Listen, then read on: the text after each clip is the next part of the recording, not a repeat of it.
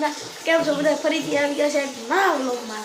તો હવે અત્યારે વાગી ગયા છે સવારના 7 વાગી ગયા છે.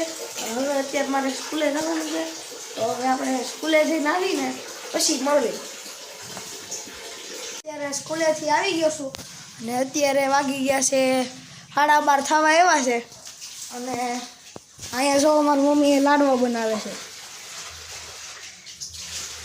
દેશી ઘીના લાડવા.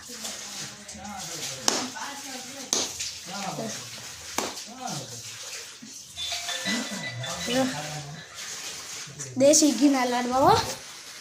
હવે આપણે છે ને માસી આવવાના છીએ ને ત્યારે આપણે મળવી. માસી આવશે ને ત્યારે આપણે મળવી.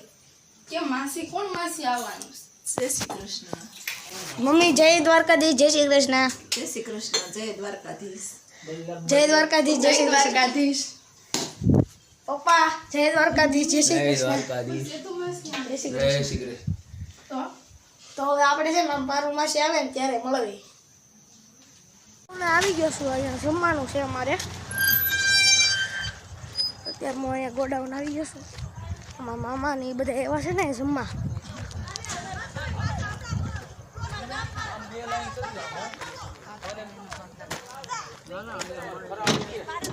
આ શું બને છે સોનલ માસી? બસ જો ભજીયા બને છે. આમ પૂરી છે, આ ભજીયા છે. પછી આ શું છે? દાળ બનાવેલી. દાળ દાળ છે. પછી એ થોડું પાણી આપો તો. આ સલાડ છે. નીચે લાડવા છે.